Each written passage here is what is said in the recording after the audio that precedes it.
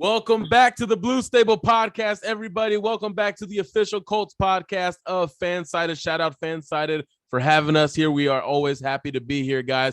I am your host, Michael Pevia. As always, joined by me is Destin Adams, guys. We have a special episode because we have a special guest with us today, guys. But before we get into that, Destin, man, we're obviously into March Madness and some crazy things going around the Colts. But aside from the depressing news going on right now, how are you feeling, man? I'm doing good. I mean, I'm an IU fan. IU got bounced, and they got bounced hard in March Madness, as we saw. It was good to be back in the tournament. So I'll take what we can get for the time being. The guy we have on as a guest today, he knows a thing or two about the Big Ten, though. So I'm sure he can speak a little bit about his Rutgers. But like Michael said, we do have a special guest on with us today. Number 57, Kemoko Turay. Man, how are you doing? Man, I'm doing great, man. Just, out here in Miami, just grinding, trusting the process and doing what I got to do in my part, control what I can control in that aspect, and, just getting after it. So I understand that a lot of Colts fans are listening, so there might be a lot of IU fans. You being from Rutgers, do you find yourself rooting against Big Ten schools in March? Do you find yourself hoping that the Big Ten succeeds? Like, how do you navigate that? Hey, you might get on me on this, but I was never an IU fan. Even playing football with Rutgers. I get it. It was just like a back and forth, just playing y'all.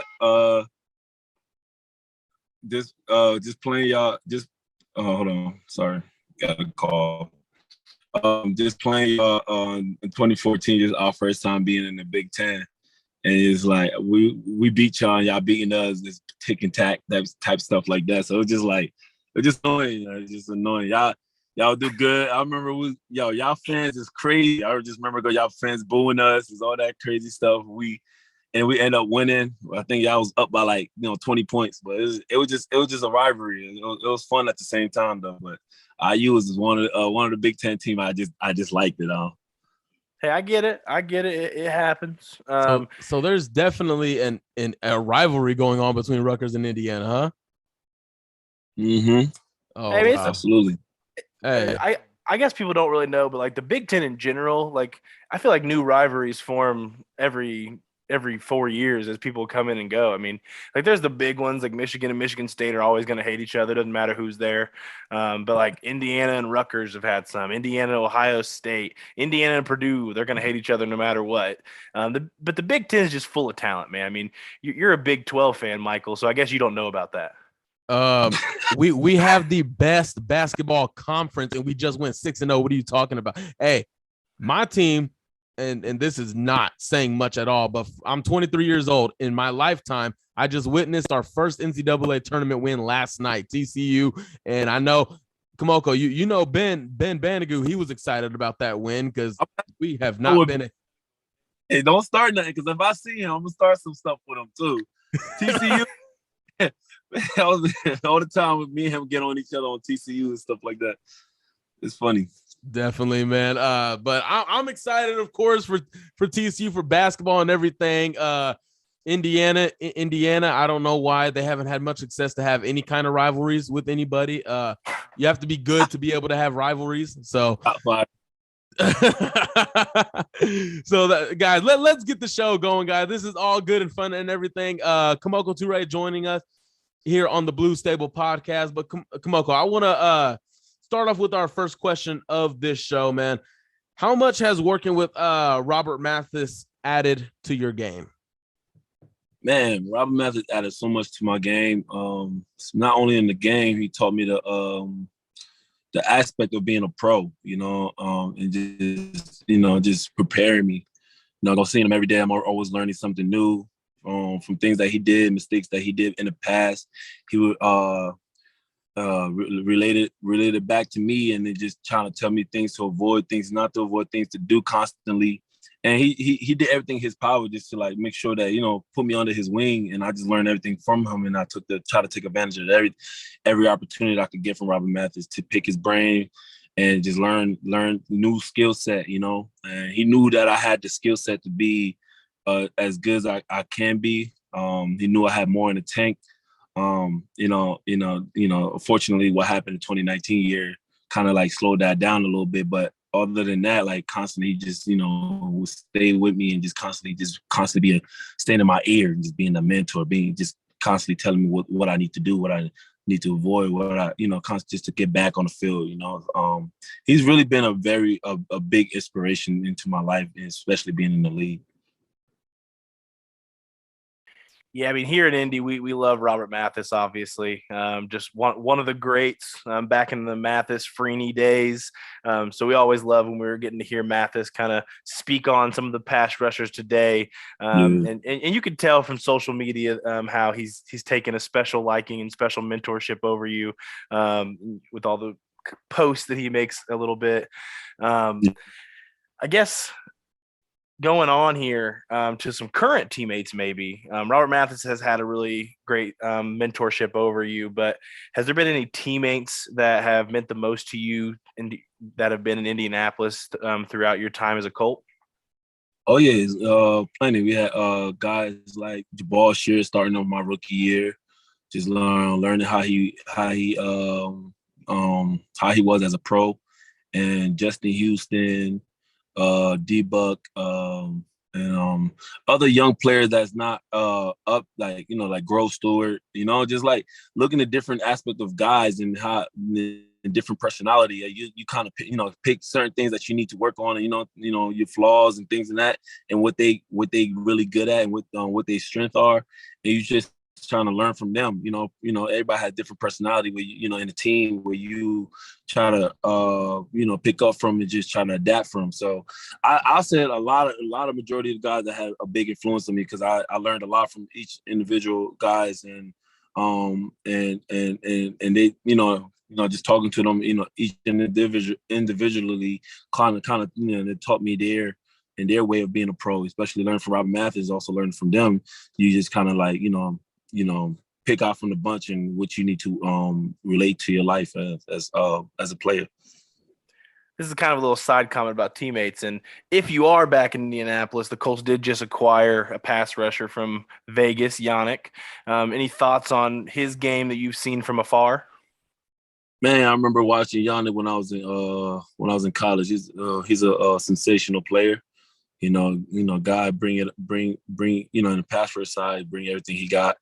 His crossover chop, that's what's really popular at the time when he first started. That's something I wanted to, put into my game. So he's a really good. I'm very excited what the Colts have to do. I'll never knock anybody in their game. At the end of this business, So, I just know I got to worry about myself, and what I'm have to bring.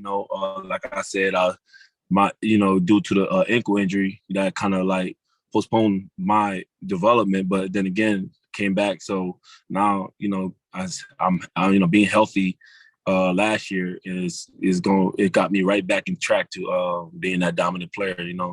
Yannick is a good player.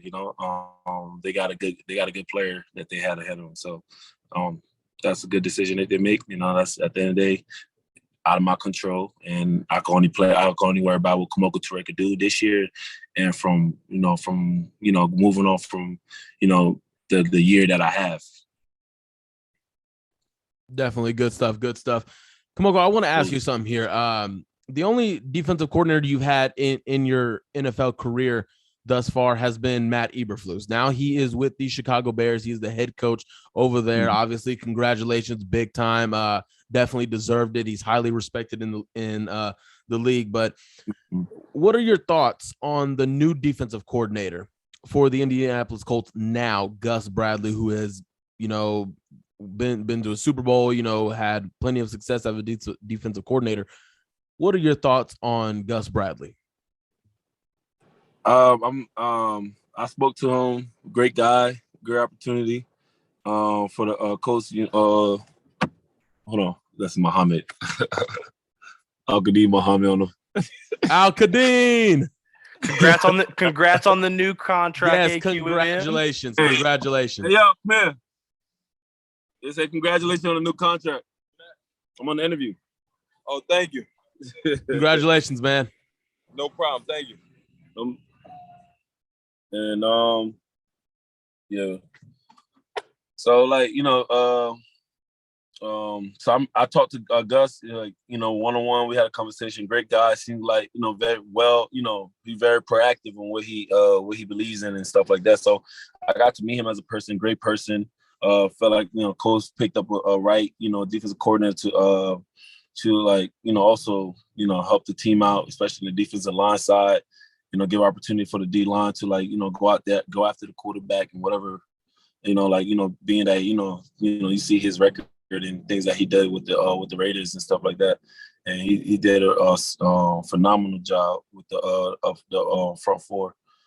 So I think Cole's got a good guy on this side. The guys that they pick team around them, I think they're gonna be great. Have you been able to speak to the new defensive line coach, Nate Ollie? We saw in his interview this past week, he talked a lot about wanting the defensive line to be able to attack the quarterback and find ways to stop the run on the way to the quarterback. Just basically focusing on getting to the quarterback at all costs and just kind of altering when needed. That mindset just kind of seems like it's resonating with a lot of these younger pass rushers in the league. Yeah. So any thought process on that new change a little bit? Man, just talking to him, he seemed like a high motor guy, young, energized, and that's what the Colts need. Where young players like Kwity Paye or Dio could relate to, and it's also good for the younger guys, development, and somebody that constantly could talk to. It's like it's just gonna put everything on the table just to make sure his guys is gonna succeed and have all that time that he can do to develop these individual players. So, I mean, I'm very excited just talking to him. He seemed very excited, and his plans that he told me seemed like that's what the Colts needed. Rotating guys. Making sure everybody get fresh and everybody's having an opportunity to play, and that's what's different from last year. So, for him to allow everybody to have an equal opportunity to ball out, so that's good. So nobody, each front four don't get tired. You can also like easily rotate, and it seems like you're not missing anybody. You're not missing any your starters. Even your secondary could be like a starter. You feel me? So that's the model that the Colts needed. So, and that's what he said he's going to bring. So that's good from what I'm hearing. So I'm happy that the Colts picked him up, and for him to get opportunity as a young head coach and to make history. Yeah, and attacking front sounds like a lot like Kemoko Turay. I mean, that's definitely that fits your motto, man. I mean, the speed, you're growing as a run defender, man. I mean, I've definitely enjoyed watching your development, but with this being your first time being a free agent, how has this experience, we're probably maybe like a few days into it, but of course it's always different for you. Right. You're actually behind the scenes. So how has this experience been for you thus far? The experience of free agency, or just like in general? Yeah, the experience of free agency, fielding calls, and I mean, it's something new. It's something new. You're gonna deal with something new. And once you deal with something new, it becomes an experience once you already experienced that challenge or whatever. So it's a little challenging because just being drafted with the Colts and just actually being a free agent, just hoping opportunity, like getting another opportunity or hoping the Colts pick you up.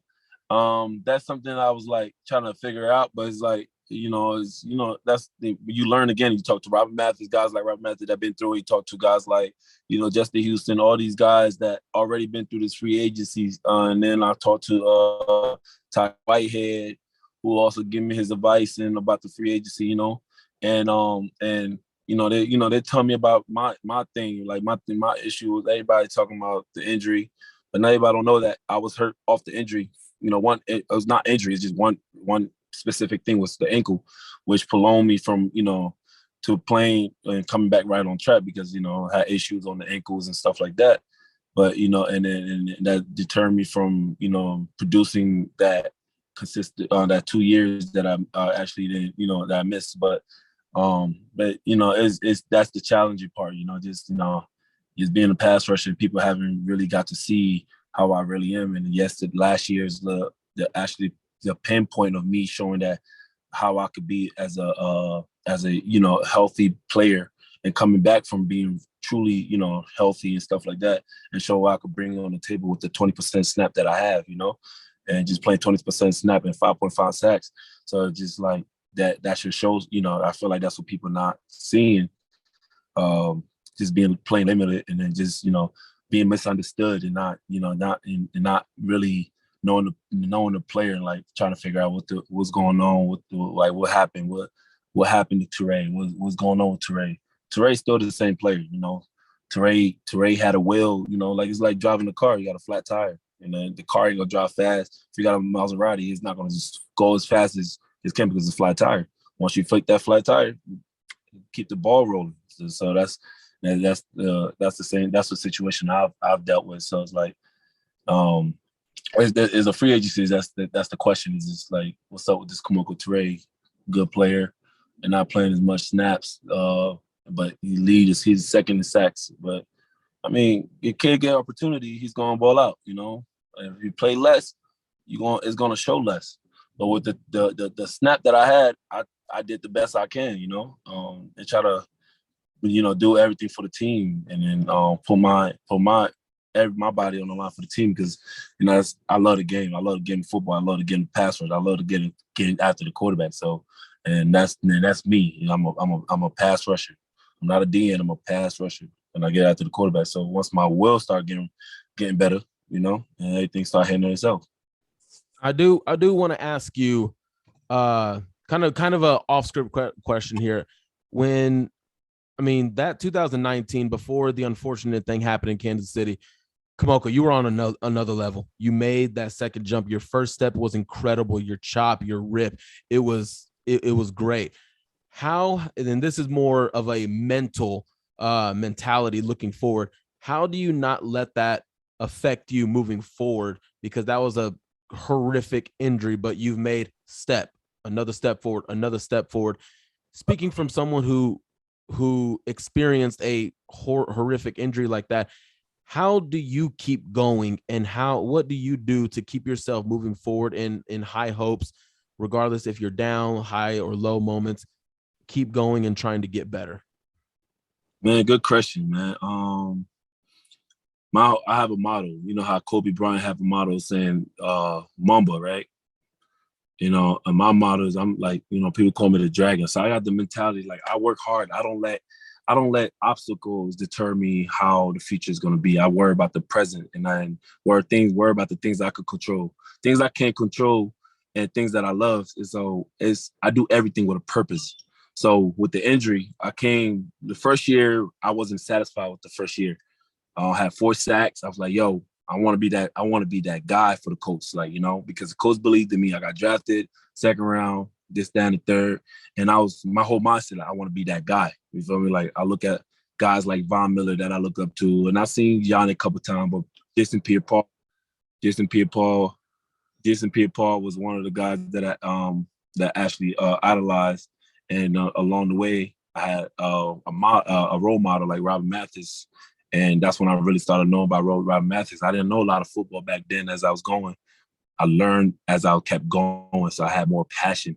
And that's what kept me going. Like that second year, I told myself I had nothing. I didn't think about nothing else, but I was like just trying to be great. I said, I'm going to be that guy. I didn't like the first year. I looked at my mistake, watched film all off season. Trained with Robert Mathis during Indy. He didn't go nowhere. Just stayed in Indy, trained with Rob Mathis, and then took his coaching. And the advice he gave me, like, Kemoko, you only need 2 moves in the league. You need a first move and a counter move. That's all you need. He said, and I had a lot of different skill set, and that's what he's seen. I use a lot of different technique. He's like, yo, you don't complicate the game.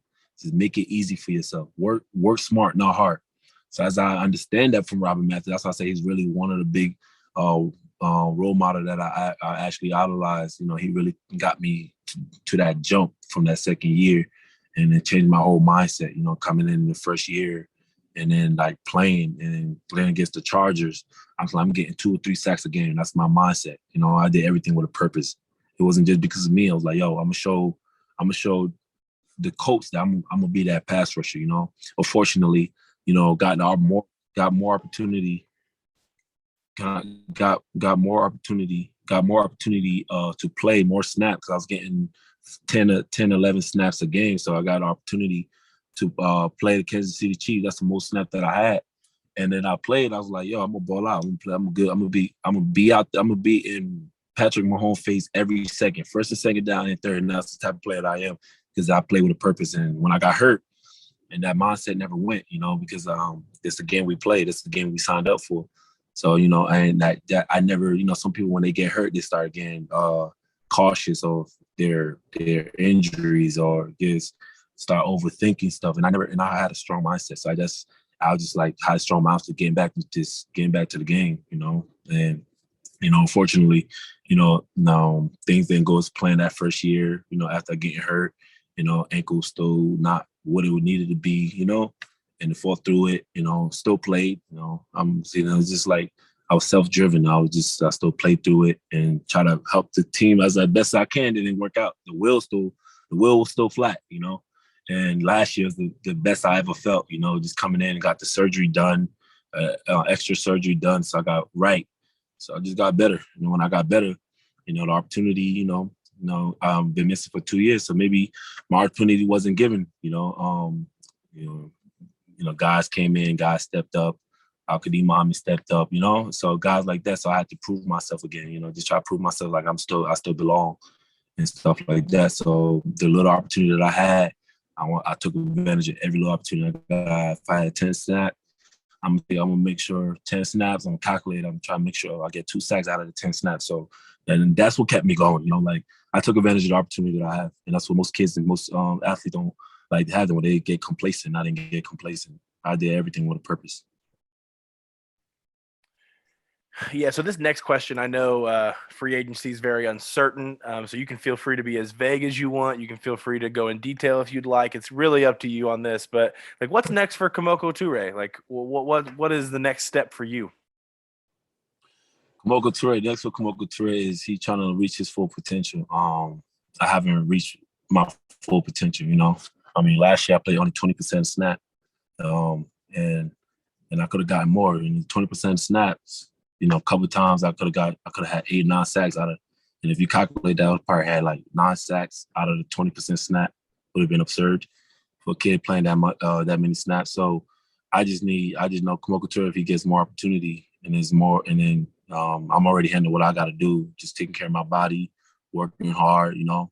So then Kemoko's getting his ankle healthy again. So it's like my wheel's coming back. So everything's coming back. You know, I showed a little bit last year, the little snap that I had. So it's just opportunity. We all need opportunity, you know, to shine. So the limited opportunity you get is the less you shine. So I just see Kemoko. Everybody want to see Kemoko play first and second down, third down. So Kemoko's trying to work on himself and just try to make sure he could be an every down player so he could get to his full potential. Because I didn't fill up the whole tank yet. So I could imagine when the full tank, how I could just be just like everybody else. And I believe that, and I highly believe that, and I believe for myself. And I'll vouch for myself. I'll rouse for myself. Just like when I got hurt, people thought I wasn't gonna be back. So I mean, I had a high PR of, you know, good. I had 5.5 sacks, and my rookie year I had 4. So I'm just keep on climbing up now that I'm getting healthy. Yeah, so, I mean, obviously, for those listening that follow me on Twitter, I've shared that I feel like Turay with a higher snap count showed what he can do. And if he gets a higher snap count after last season, I think he can do even more. And obviously, selfishly, I'd like you back in Indy. But for you, I mean, what would you have to say to, maybe it's the Colts, maybe it's your next team? Like, what is whoever signs Kemoko Turay this offseason, what are they getting this next season? Man, they're getting a healthy. They're gonna get a Kemoko from 2019 or better. You know, Kemoko's more experienced now. Kemoko's knowing what he got to do. Kemoko learned a lot from the pros, and each and every day as a player, we always learning. You know, but Kemoko knows much than he ever knew before. And I know football. I played in the 3-4 in Rutgers. I played, I did 4-3, covered and dropped down. So I know I have enough experience where I could, keep learning, but also like I've known enough where Kemoko could go out there and just, and just do what he got to do. Now that he got his will on him now. So, and then I'm very passionate about this game. Like I'm never satisfied, never been satisfied. I'm still not satisfied with the 5.5 sacks because I feel like I could have done more. And that's why this offseason I'm literally working on myself, working on my body, so where that way I could get to what I could get to. It's never enough. You can never get enough, and so that's me. So Kemoko's gonna try to keep putting more on the tank. And I respect that. I respect that. Obviously, again, selfishly, we hope it's in Indy. But either way, man, we're always gonna wish you the greatest success, no matter where it's at. I gotta make a little poll on Twitter. You're not verified on Twitter. What's Twitter doing? I mean, at @Turay_58. What's going on here, Twitter? Let's get the guy verified, whether he's in a Colts uniform next year or not. Let's get him verified. But anybody listening, make sure you're following him on Twitter. Follow him on Instagram at K_Turay58. Make sure you guys are linking up, seeing what he's got going on. I know you like to post on your Instagram story a lot, share with the fans what you're doing, usually getting the grind in. Yeah. But make sure you guys are following him. I know I am, and we'll see what the offseason unfolds for you, whether it's at a Horseshoe or whether it's elsewhere. But super thankful that you were willing to come on and talk football, talk Colts football, and we wish you the greatest success no matter where it's at. Man, I appreciate you for having me, man. It's an honor for me to be in y'all thing, and for y'all showing love. And like I said, I was drafted by the Colts, and I always show no love no matter where I go. Colts believed in me. They drafted me to be their guy. So at the end of the day, it's business. But I always appreciate the Colts. Appreciate the GM Chris Ballard, appreciate Coach Frank, everybody for stay with me throughout the obstacles and stuff like that. So yeah, Coach, man, I appreciate everything, man, for real. Well, guys, that is Kemoko Turay. He joined the show. We are so thankful. I tweeted it out yesterday. Scared money don't make money. And if this man ain't back in Indy, I'm going to be pissed off about that. All right. So I was all, man, Kemoko, you got me convinced already. Like, I'm going to email this interview to the Colts front office, to the agents, to the janitor, the cafeteria staff, everybody, man. This ain't even a joke anymore.